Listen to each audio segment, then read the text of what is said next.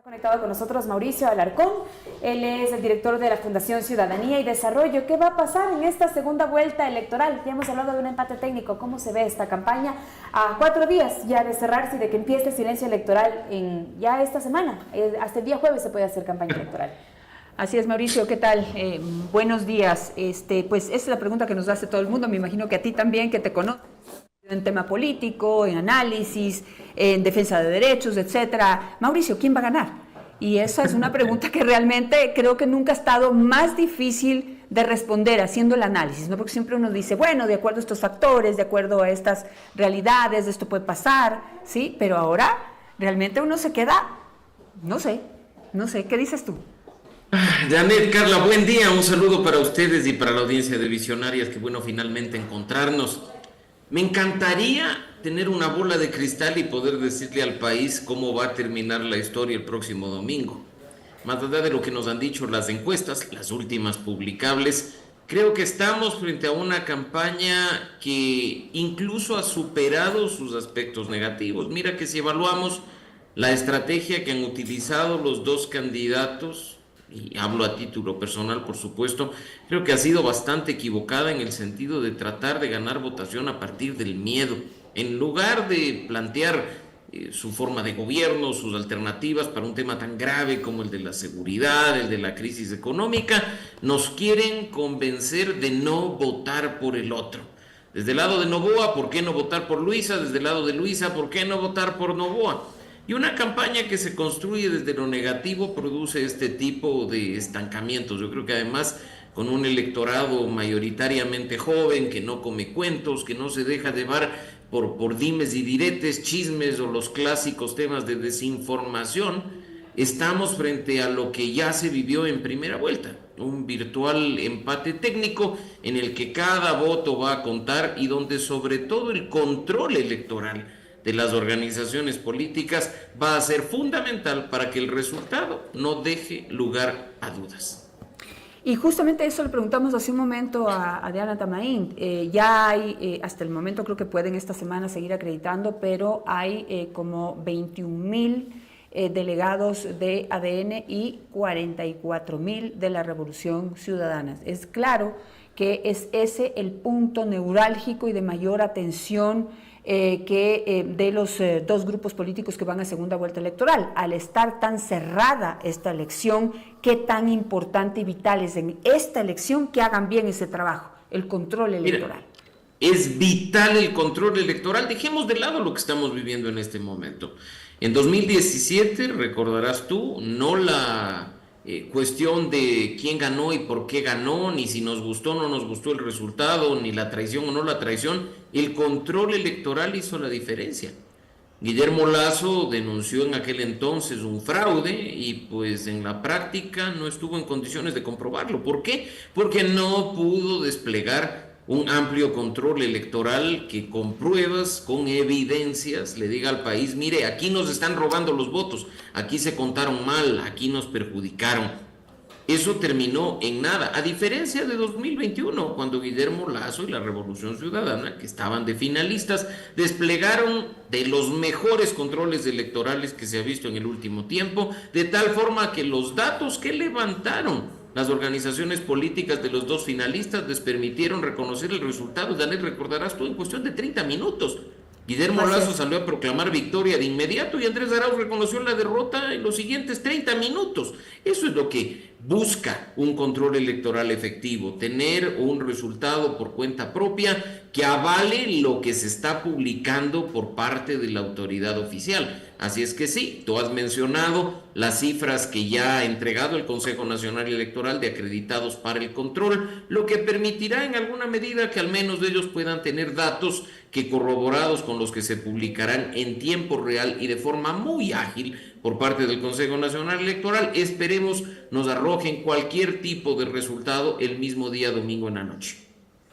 Ahora, la dificultad va a ser fuerte, ¿no? Porque hasta el momento ninguno de los dos candidatos se ha desmarcado. Es decir, elecciones pasadas, los candidatos han ido en empate técnico, 1 punto arriba, 2 puntos arriba, 3, 4 puntos, siempre ha habido como un margen de diferencia, la duda siempre presente, no muy lejos del margen de error. Entonces siempre he recomendado pues ir y esperar los resultados oficiales. En esta ocasión tenemos dos candidatos que terminaron una primera vuelta con décimas de diferencia, y esas décimas de diferencia se mantienen hasta el momento. Un candidato se las acredita al uno y el otro candidato se las acredita al otro, acorde a las encuestas que se trabajan para cada uno de ellos y de las técnicas que cada una de las empresas utiliza. Esa es la realidad. Dos candidatos que van exactamente iguales a la segunda vuelta electoral. Tomando en cuenta lo que sucedió en la primera, que al haber una diferencia de décimas, yo creo que en esta segunda vuelta electoral, ¿cómo la ves?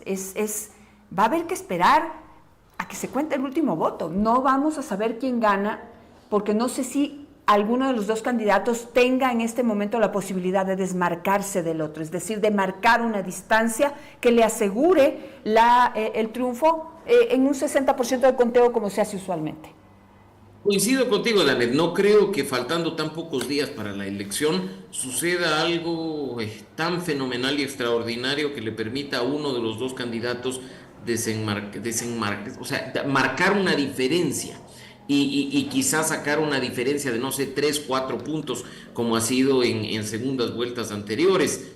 Creo que en nuestro país ya hemos visto que nadie gana hasta que el último voto no esté contado, y no me voy a referir a la mínima diferencia que hubo en el paso a segunda vuelta de Guillermo Lasso por sobre Yacu Pérez en la elección de 2021, sino a que, por ejemplo, y es bueno tener esa memoria histórica, en el año 2019, en las elecciones seccionales, la alcaldía de Huachapala fue tan peleada y la votación tan cerrada que el alcalde ganó con apenas 3 votos de diferencia respecto de su inmediato seguidor. Y claro, hubo que abrir urnas, hubo que contar hasta el último voto, pero lo cierto es que fueron 3 votos los que le entregaron el poder a una autoridad local. Habiendo una diferencia tan corta, de acuerdo con las encuestas, una misma diferencia corta en el resultado de primera vuelta, yo insisto, ojalá tengamos resultados el domingo en la noche, pero hay que ser cautos y ser sobre todo, Janet, realistas, porque siempre se procesan actas con observación, actas que no terminan de contabilizar esos votos, y que no es sino cuando se revisa en la instancia superior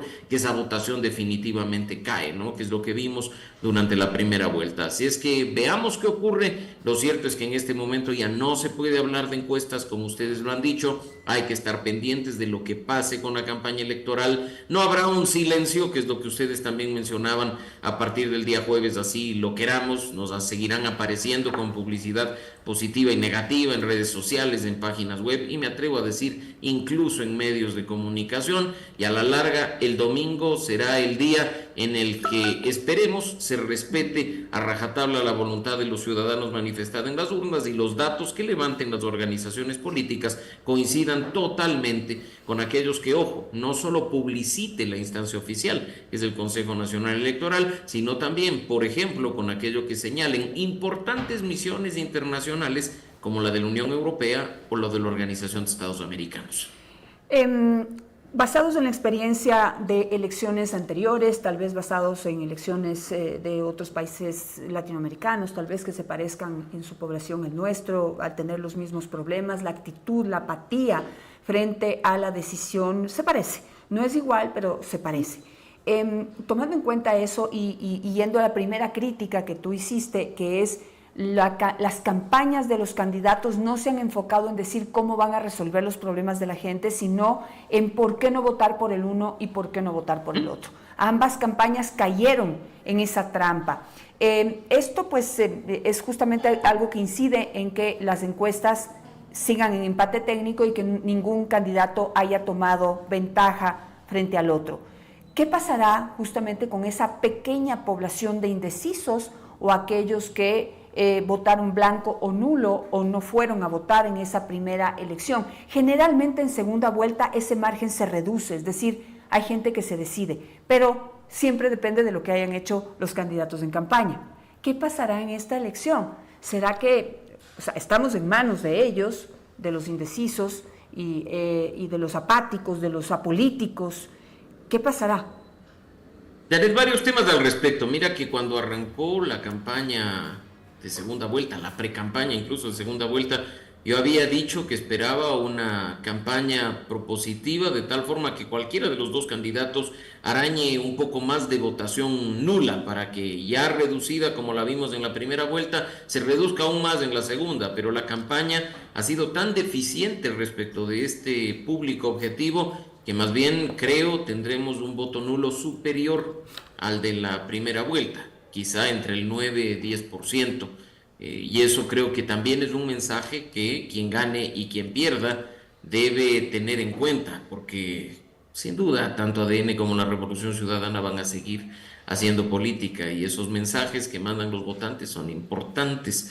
El segundo punto que creo que es fundamental en este caso es el movilizar el voto que no hubo en la primera vuelta, el voto del ausentismo que no solo tiene que ver con la población migrante que no ha cambiado de registro electoral, tanto dentro como fuera del país, o con esas personas que por desidia, por desinterés no se mueven. Más bien, el gran foco está en el electorado entre 16 y 18 años que tiene voto facultativo, no obligatorio, y el de los mayores de 65 que están en una situación similar. Y en esas estrategias creo que ninguno de los dos candidatos ha sido lo suficientemente eficiente para movilizar esta votación. Por ello es que creo, se han encargado, como lo dije en el inicio, de una estrategia y unos mensajes de campaña tendientes a dañar al otro, a convertir el voto del otro quizá en voto nulo o a desmovilizar. Y yo creo que eso, pensando ya en el sentido democrático, no construye país. De todas formas, hay que estar muy atentos a lo que sucede en estos días, pues ya hemos visto lo que se mueve en el bajo mundo de la campaña, por decirlo de alguna manera, la campaña sucia, la desinformación, y cualquier cosa es posible en esta recta final. Vale la pena ya empezar a pensar qué va a pasar el lunes próximo, ¿sí? En donde ya habrá un candidato pues que claramente podría estar siendo definido como el ganador, bueno, tomando en cuenta las actas rezagadas, pero es una sola papeleta. Yo confío en que el Consejo Nacional Electoral en la madrugada trabaje y el lunes amanezcamos con una información ya certera, ¿sí? O difícil de cambiar. Pero ya toca empezar a pensar cuál será el papel de un candidato o de un grupo político y del otro grupo político que igual tienen una fuerza grande, brutal, influyente en la Asamblea Nacional, y la gobernabilidad dependerá de que lo que ha sucedido en esta campaña continúe o cambie ya en la Asamblea Nacional. ¿Con miras a qué? A la gobernabilidad y a la resolución de los problemas que tenemos los ecuatorianos, graves de por sí. ¿Cómo anticipas tú lo que pase a partir del lunes en el mundo de la política? Mira, Danet, podrá sonar muy utópico, pero soñar en un país como el nuestro no cuesta nada, y yo esperaría que el 14 de abril no solo se reconozcan los resultados, independientemente de cuáles sean, se trabaje en una transición ordenada o en una continuación ordenada, que se actúe con madurez pensando en ya un mandato completo, poder encontrarle solución a los problemas de inseguridad, de crisis económica, de falta de empleo, de corrupción. Y respecto del tema legislativo particularmente, los 151 que estén ahí sentados en sus curules piensen en función de país y no de membrete político. La forma en la que se ha dado esa elección, con dos grandes bloques monolíticos, 67 los unos, 66 los otros, puede ser, si lo pensamos de forma negativa, una gran traba para la gobernabilidad en aspectos tan básicos como la aprobación de ciertas leyes. Ojalá en la Asamblea en particular asuman con responsabilidad el cargo de representación, se despojen del membrete político y, como ya lo han hecho en periodos anteriores, puedan trabajar juntos para aprobar incluso de forma unánime proyectos de ley que nos beneficien como país. La fiscalización es una tarea pendiente y creo que ahí se jugará mucho más pero que al menos en el aspecto positivo, en el de darle al país mejores normas, mejores regulaciones, mejores herramientas a quienes gestionan lo público para atacar estos problemas, sea de forma colectiva, mancomunada, trabajada con la sociedad civil, con el sector privado, con la academia. Esos esfuerzos colaborativos, sin membretes, sin egos y sin mediciones políticas, son los que pueden hacer la diferencia en un periodo de los próximos 4 años. Ahora, bueno, pues digamos el tema, la tentación de los juicios políticos no les va a resultar, porque ninguno de los dos grupos consigue la mayoría que se necesita para aprobar un juicio político. Entonces, para suerte de los ecuatorianos, no perderán su tiempo en ese tipo de fiscalización. Quizás puedan juntarse, unirse para poder hacer otro tipo de fiscalización que sí se necesita, con miras a mejorar procesos, por ejemplo, a corregir procesos o a develar irregularidades dentro de un proceso. Yo digo, esto es crucial porque independientemente de quién gane la presidencia de la República, aquí tenemos un mando medio, la mortadela que está en la mitad del Estado, opera solo, no le importa quién gane, correísta, ADN, novoísta, lo que sea. Esta mitad, esta mortadela del sándwich, tiene su propio modus operandi y trabaja para las mafias en ciertas instituciones. Y yo diría que en todas. ¿Sí? He escuchado cosas que no pueden suceder en el Ecuador porque el mando medio lo frena, que son increíbles. Lucha contra el consumo de las drogas, prevención, no hay cómo. Sí. ¿Por qué? Porque al mando medio del Ministerio de Educación no le interesa. Porque en ese camino de prevención perderían su trabajo. Es decir, se agilita la operación, se invalida otro tipo de programas o quedan caducos otro tipo de programas y al instaurar uno nuevo que sí puede resultar, no les interesa. ¿Sí? Entonces tenemos un mando medio súper fuerte. Entonces, pues la posibilidad de que hagan otro tipo de fiscalización, en mí esa luz se enciende. Ojalá lo puedan hacer. ¿Qué pasa si no lo hacen? ¿Cuál es el futuro de la política? Yendo a un escenario pesimista de que esta confrontación que vemos en este momento en campaña electoral continúe. Mira, Danet, ya funciona y está activa gracias a lo que hizo Guillermo Lasso hace 1 año y medio, la bendita figura de la muerte cruzada, ¿no? Aunque algunos no coincidimos con ella, cabe la posibilidad de que quien esté en la presidencia, quien ocupe el cargo ejecutivo, sienta que el legislativo bloquea absolutamente todas sus iniciativas y pues de un plumazo los manda a su casa y gobernará vía decreto ciertas cosas durante 6 meses, tendremos un nuevo proceso electoral. Lo mismo podría pasar, me atrevo a decir, desde la Asamblea, no con un fin de destitución, pero sí con un fin de trabar la gestión pública. Y no solo con los temas de fiscalización y juicios políticos, porque la fiscalización es mucho más que el juicio político, son los pedidos de información, las comparecencias y lo que hemos visto. Entonces, te digo, si queremos pensar en lo negativo, esos escenarios desgraciadamente son posibles por la Constitución y las leyes que están vigentes. Pero de nuevo yo prefiero ser de aquellos utópicos de que independientemente del resultado del día domingo, trabajaremos juntos por mejorar la situación crítica en la que nos encontramos, que no ha variado en el último tiempo y que demanda esfuerzos de todos los actores y de todos los sectores. Comprendo que para algunos hay prioridades personales o de organización política, pero cuando nos están matando, nos están extorsionando, nos secuestran o estamos sin conseguir empleo, es fundamental que las aspiraciones personalísimas de los políticos queden a un lado y nos enfoquemos en lo que realmente importa. Y en esa línea, incluso, Janet, no hay que perder de vista que tenemos nuevamente elecciones dentro de poco. Cada vez que nos encontramos parece distante el siguiente proceso electoral, pero en 2027 tenemos elecciones seccionales y ese es un muy buen termómetro de medio mandato para la ciudadanía, otorgar el favor o el rechazo a las organizaciones políticas y apoyarles en una gestión desde lo local, ¿no? Si se ve resultados en lo nacional, en la gestión pública nacional, indudablemente se cosecharán triunfos 2 años después en esas elecciones seccionales que tendremos en 2027. Termino con esta pregunta y es en medio de esta tensión política, ¿no? De esta tensión política en donde no hay un contrapeso sino pues yo no sé si el contrapeso sea el momento. Están sucediendo cosas que no teníamos previstas, ¿no?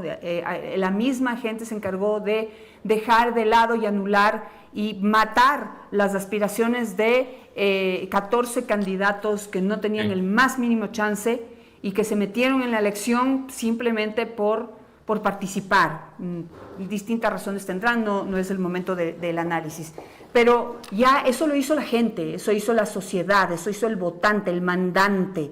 En este momento que vamos a tener tanta tensión, más que nunca en la Asamblea Nacional, ¿no ves tú el momento crucial para que la sociedad civil, los gremios, empresarios, educadores, trabajadores, jubilados, estudiantes, academia, todo el mundo en este momento sí vea la oportunidad para, digamos, decir lo que hay que hacer, ¿sí? Analizar lo que la sociedad necesita, ponernos sobre la mesa, darles una solución y simplemente ponerles para que lo aprueben y lo voten. Y que del otro lado, Danette, haya la madurez suficiente para escuchar a la sociedad civil, a la ciudadanía, a los gremios de profesionales, que quien llegue a la presidencia, quienes empiecen un nuevo periodo en la Asamblea, comprendan que no van a poder obtener resultados solos, que necesitamos hacer trabajo en equipo y que desde la ciudadanía,